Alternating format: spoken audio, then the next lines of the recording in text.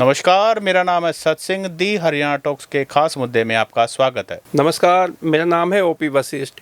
खास मुद्दे में हम एक बार फिर इंडियन नेशनल लोकदल की बात करेंगे। इंडियन नेशनल लोकदल ने रोहतक में ताऊ देवीलाल का जन्मदिन मनाने का निर्णय लिया है। 25 सितंबर को रोहतक में ताऊ देवीलाल के जन्म दिवस पर सम्मान समारोह होगा, जिसमें पूरे हरियाणा ही नहीं आसपास के कई प्रदेशों के नेता भी उस सम्मान समारोह में आएंगे। 25 सितंबर को अभय सिंह चौटाला, जो इंडियन नेशनल लोकदल के सर्वा हैं और एलनाबाद से चुनाव भी हार चुके हैं, रोहतक में दोबारा से इंटरेस्ट जो इंडियन नेशनल लोकदल का है, उससे ये प्रतीत होता है कि ताऊ देवीलाल के रूट्स को, क्योंकि ताऊ देवीलाल इस एरिया में बहुत बड़े पॉपुलर नेता रह चुके हैं, 2 बार महम से विधायक रह चुके हैं, 1 बार लोकसभा भी जीत चुके हैं रोहतक से, तो उस रूट्स को आईएनएलडी दोबारा से तलाशेगी, सम्मान दिवस मना करके लोगों को फिर ताऊ की याद दिलाने जा रही है। ताऊ देवीलाल रोहतक को अपनी कर्म भूमि बताते थे और यहाँ पर उनका एक बहुत बड़ा वोट बैंक होता था। खासकर किसान वर्ग जो जाट समाज है वो ताऊ देवीलाल के साथ एक तरफा चुनाव में जाता था, लेकिन बाद में चौधरी भूपेंद्र सिंह हुड्डा जब 2005 में यहाँ से मुख्यमंत्री बने तो जाट वोट बैंक खिसक कर कांग्रेस की तरफ आ गया था। उसके बाद आईएनएलडी सत्ता की तरफ कभी नज़दीक नहीं पहुँच पाई। ओपी जी, देखिए, ताऊ देवीलाल ना उस साल में महम के विधायक बने थे जिस साल मेरा जन्म हुआ था, यानी कि 82 में। उसके बाद फिर वो दोबारा से जीते 87 में, 89 में फिर वो लोकसभा का चुनाव सीकर से और रोहतक से चुनाव जीते।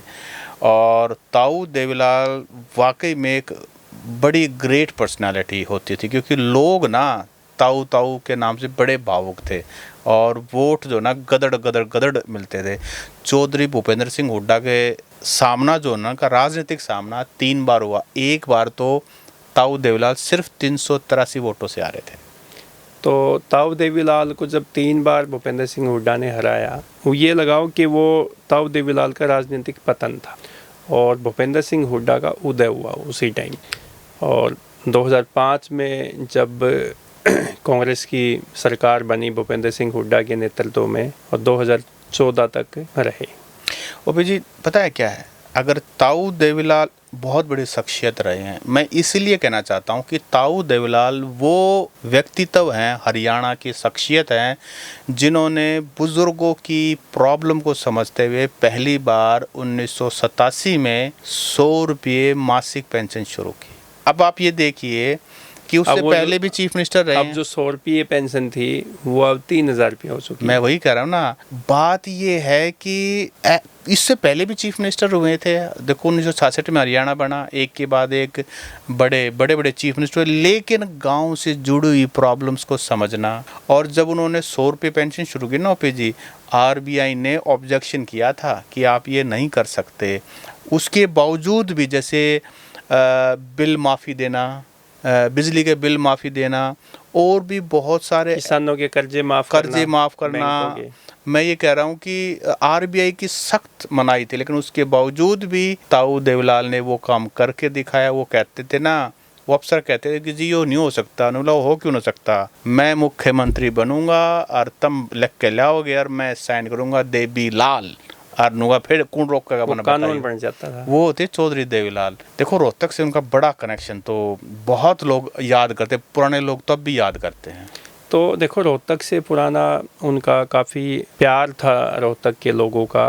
और आज भी जो आप देखोगे ना किसी गांव की चौपाल में, जहाँ पे 60, 70, 80 साल तक की उम्र के लोग होंगे, वहाँ पे ताऊ देवीलाल की चर्चा चुनाव के टाइम भी और चुनाव से पहले भी। एक बार कोई राजनीति की बात शुरू कर दे तो आप देखना ताऊ देवीलाल में एकदम से उनकी जुबान पे आ जाएगा। देखो वो भी टाइम था जब चौधरी देवीलाल और भूपेंद्र सिंह हुड्डा 3 बार चुनाव आमने सामने लड़े रोहतक लोकसभा से, और शहर का हिस्सा जो है हुड्डा साहब के साथ होता था और गांव सारा देवीलाल जी की तरफ होता था।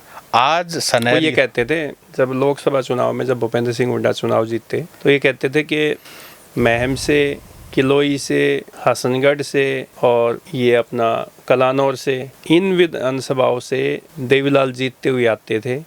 और रोहतक शहर का जब वोटिंग होती थी, जब उनकी गिनती होती थी वोटों की, तो सारी लीड जो लेके आते थे वो सब 1 मिनट में साफ हो जाती थी। आज देखो सिनेरियो रिवर्स हो चुका है। हुड्डा साहब 2005 में मुख्यमंत्री बनते हैं, 2014 तक मुख्यमंत्री रहते हैं, लोगों के काम भी करते हैं, बहुत सारे लोग नौकरी भी लगते हैं और उनका एक रुतबा भी बढ़ता है। आज गांव के लोग हुड्डा साहब को, गांव सारा का सारा एन ब्लॉक एन मास जो है वो हुड्डा साहब के साथ है। शहर में अब दिक्कत थोड़ी सी होने लगी।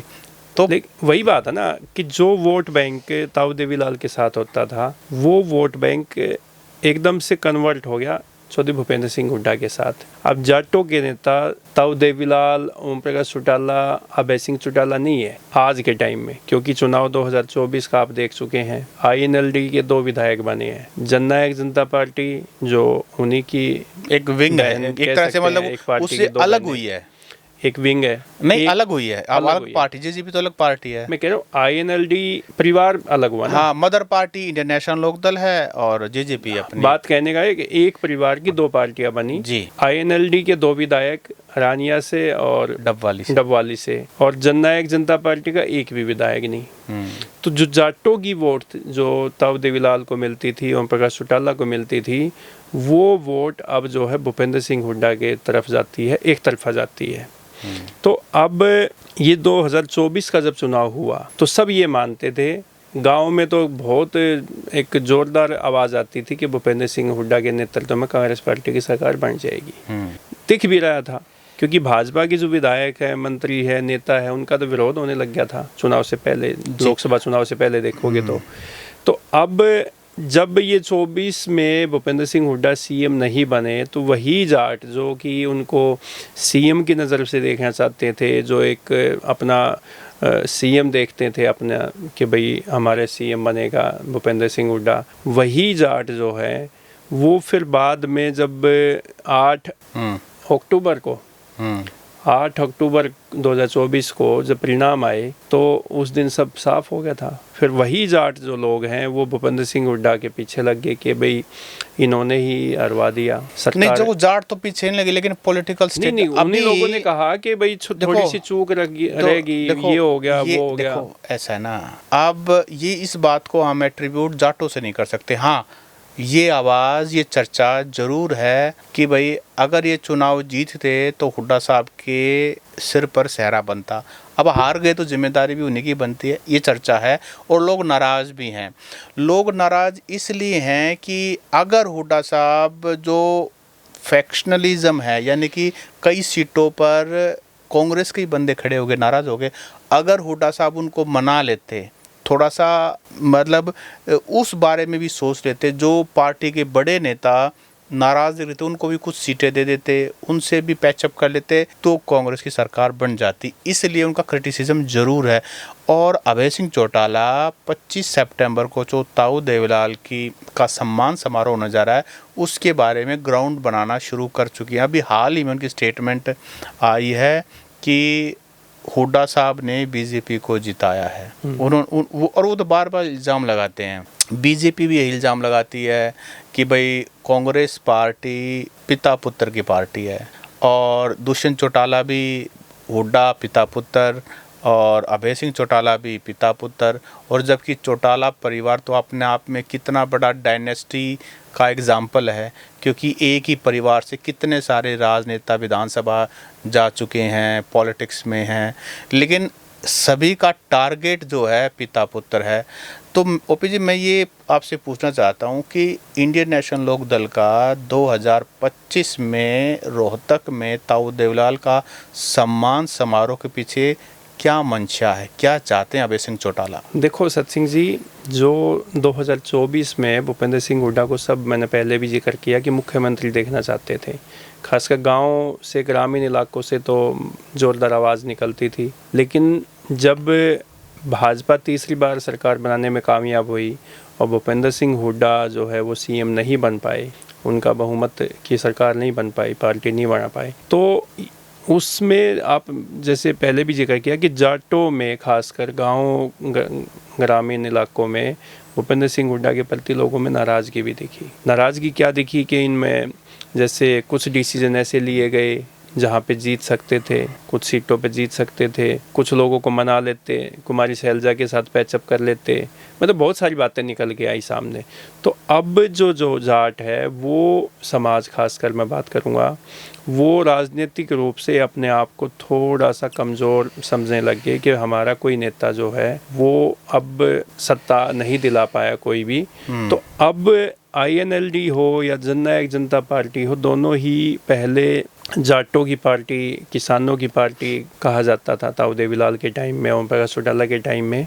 तो अब जब भूपेंद्र सिंह हुड्डा के प्रति कुछ लोगों की नाराज़गी नज़र आने लगी, दिखाई दी, तो अभय सिंह चौटाला ने ये राजनीतिक दांव खेलने की कोशिश की है कि यहाँ पे अगर जाटों को हम साधने में कामयाब हो गए, किसानों को हम साधने में कामयाब हो गए, रोहतक के लोगों को याद दिलाएंगे कि भाई ताऊ देवीलाल जो है वो आपकी राजनीति करते थे, रोहतक से राजनीति करते थे, ये उनकी कर्म भूमि थी, वो आपके लिए राजनीति करते थे।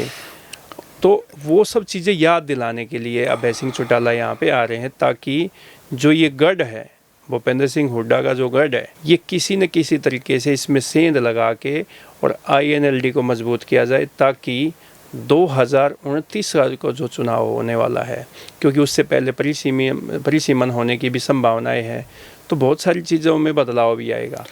तो ये जो उनका एक राजनीतिक दाव है, रोहतक में 25 सितंबर को ताऊ देवीलाल के जन्म दिवस पे ये सम्मान समारोह। हम अगर हरियाणा की राजनीति को नोटिस करें, पिछले 3 इलेक्शन की अगर हम राजनीति को रीड करें, तो अब जाट एक तरह से घिर चुका है, क्योंकि बीजेपी करती है नॉन जाट की पॉलिटिक्स प्राइमरीली।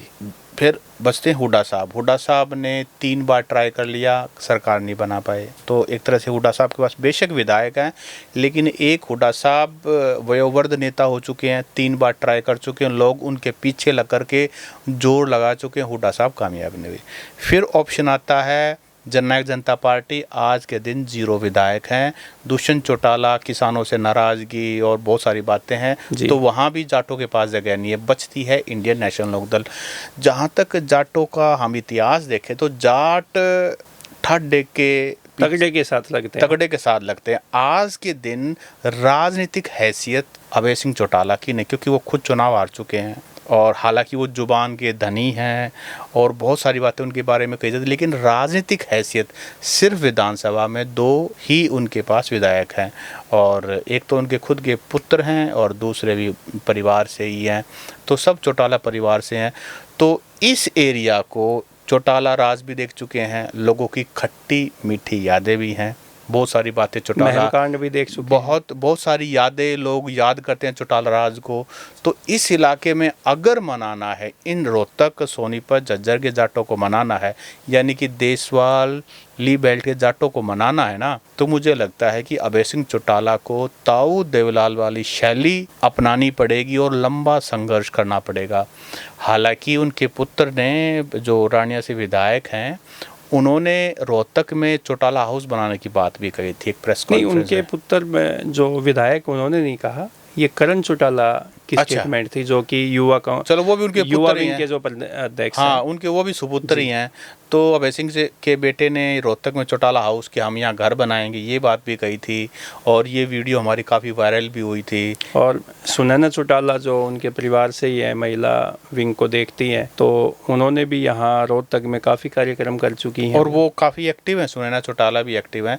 तो बस थोड़ा जो संशय है ना, ये बात तो आपने बिल्कुल बार बार एक चीज़ कही है कि हुड्डा साहब को लोग बिचास चुके हैं, लेकिन लोगों के पास ऑप्शन जाएं तो जाए कहाँ। डोली पे बैठे हैं, जैसे मैं कहता हूँ, डोली पे बैठे हैं, लेकिन क्या है कि डोली की किस तरफ कूदे हैं। बीजेपी है, एक तरफ खाई है नहीं, एक तरफ बीजेपी है, खाई कह लो, बीजेपी कह लो, क्योंकि वहाँ जाने के बाद तो दाढ़ गढ़नी नहीं, अगर होनी है तो पीछे लगना पड़ेगा आपको उनके, और जाटों को आगे रहने की। एक तरफ कुआं दूसरी तरफ खाई। हाँ, तो आप ये देखिए, बाकी कमज़ोर है तो इसीलिए हुड्डा कैंप में है। अगर दीपेंद्र सिंह हुड्डा कोई कैरिस्मा कर पाते हैं तो वो, लेकिन वो भी भविष्य के गर्भ में है, पता नहीं क्या कर पाएंगे नहीं कर पाएंगे। लोग उनकी लीडरशिप के कायल हैं, लेकिन कुछ लोग सवाल भी उठाते हैं कि जब बड़े हुड्डा साहब के बाद क्या दीपेंद्र सिंह हुड्डा वही वेट उठाकर चल पाएंगे, अपने वेट से क्या वही इन्फ्लुएंस, वही प्रभाव कर पाएंगे राजनीति में, सबको साथ ले पाएंगे नहीं ले पाएंगे। बहुत सारे सवाल हैं आज के दिन।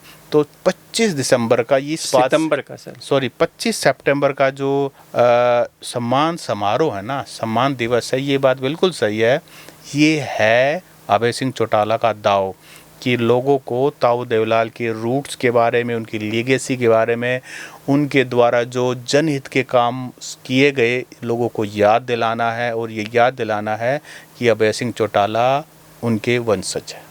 तो साथियों, आप भी बता सकते हैं क्या जो ताऊ देवीलाल का यहाँ पे रुतबा था, जो यहाँ के लोग ताऊ देवीलाल को अपना नेता मानते थे, क्या दोबारा से INLD के साथ ताऊ देवीलाल के जो वर्कर थे या जो उनका वोट बैंक था वो वापस INLD में अभय सिंह के साथ जा पाएगा, या भूपेंद्र सिंह हुड्डा के साथ ही ये वोट बैंक है, या ये जो जाट बेल्ट है ये यहीं पे टिकी रहेंगी?